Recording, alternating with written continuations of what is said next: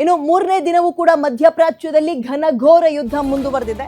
Iran ನಾಯಕ Khamenei ಹತ್ಯೆ ಆದ್ರೂ ಕೂಡ ಇಸ್ರೇಲ್ನ ಕಿಚ್ಚು ಇನ್ನೂ ಆರಿಲ್ಲ. ರಾಜಧಾನಿ ತೆಹರಾನ್ ಮೇಲೆ ಇಸ್ರೇಲ್ ರಣಭೀಕರ ದಾಳಿಯನ್ನ ಮುಂದುವರಿಸ್ತಾ ಇದೆ. ಇರಾನ್ ಮಿಸೈಲ್ ನೆಲೆಗಳನ್ನೇ ಇಸ್ರೇಲ್ ಇದೀಗ ಧ್ವಂಸಗೊಳಿಸಿದೆ. B2 ಬಾಂಬ್ಗಳಿಂದ ಇಸ್ರೇಲ್ ಅಮೆರಿಕ ಜಂಟಿಯಾಗಿ ಅಂದ್ರೆ ಒಟ್ಟಿಗೆ ದಾಳಿ ಮಾಡ್ತಾ ಇದ್ದಾರೆ.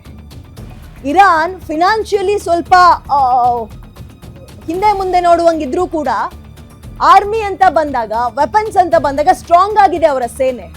ಆದ್ರೂ ಅಮೆರಿಕದ ಮುಂದೆ ಇಸ್ರೇಲ್ ಕೂಡ ಜಾಗತಿಕವಾಗಿ 14ನೇ ಸ್ಥಾನದಲ್ಲಿದೆ.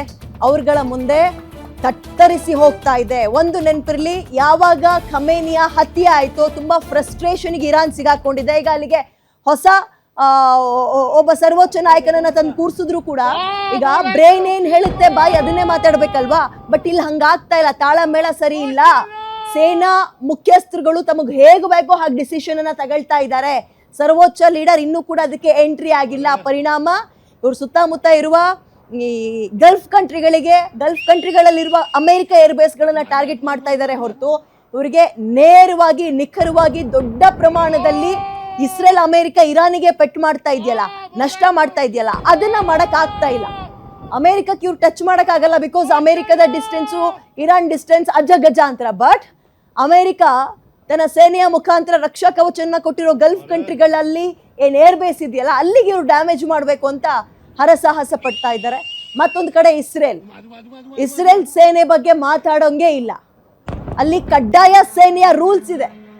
ಗೌರ್ಮೆಂಟ್ ಕೆಲಸ ಆಗಬೇಕು ಅಂದ್ರೆ ಪ್ರತಿ ಮನೆಯಿಂದಲೂ ಕೂಡ 3 ವರ್ಷಗಳ ಕಾಲ 18 ವರ್ಷ ತುಂಬಿದ ಮೇಲೆ ಪ್ರತಿಯೊಬ್ರು, ಅದು ಗಂಡಾಗ್ಲಿ ಹೆಣ್ಣಾಗ್ಲಿ, ಆರ್ಮಿಗೆ ಸೇರ್ಲೇಬೇಕು. ಇಂತಹ ರೂಲ್ಸ್ ಗಳಿರುತ್ತೆ ಅಂದ್ರೆ ಟೆಕ್ನಾಲಜಿ ಯಾವ ಪ್ರಮಾಣದಲ್ಲಿ ಮುಂದುವರೆದಿರುತ್ತೆ ಜಸ್ಟ್ ಇಮ್ಯಾಜಿನ್.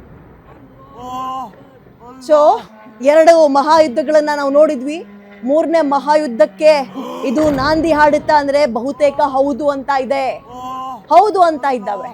ಇಷ್ಟೆಲ್ಲ ಆದ ನಂತರವೂ ಟ್ರಂಪ್ ಸ್ಟೇಟ್ಮೆಂಟ್ ಕೊಡ್ತಾರೆ, ಇನ್ನು ಮುಂದಕ್ಕೆ ನೀವು ಊಹೆಯೂ ಕೂಡ ಮಾಡಿರಕ್ಕಾಗಲ್ಲ, ಅಂಥಂತ ವೆಪನ್ಗಳು ನಮ್ಮ ಬತ್ತಳಿಕೆಯಿಂದ ಬರುತ್ತೆ ಅಂತ. ನಿಮ್ಮೂರಿನಿಂದ ವಿಶ್ವ ಮಟ್ಟದವರೆಗೆ ರಾಜಕೀಯ, ಸಿನಿಮಾ, ಸ್ಪೋರ್ಟ್ಸ್ ಯಾವ ಸುದ್ದಿಯೂ ಮಿಸ್ ಆಗಲ್ಲ. ಬರೀ ಸುದ್ದಿಯಷ್ಟೇ ಅಲ್ಲ, ಜೊತೆಯಲ್ಲೇ ಇರುತ್ತೆ ವಿಶ್ಲೇಷಣೆ. ಗ್ಯಾರಂಟಿ ನ್ಯೂಸ್ ನ ಸಬ್ಸ್ಕ್ರೈಬ್ ಮಾಡಿ, ಫಾಲೋ ಮಾಡಿ, ಕ್ಷಣ ಕ್ಷಣದ ಅಪ್ಡೇಟ್ಸ್ ಪಡೆಯಿರಿ.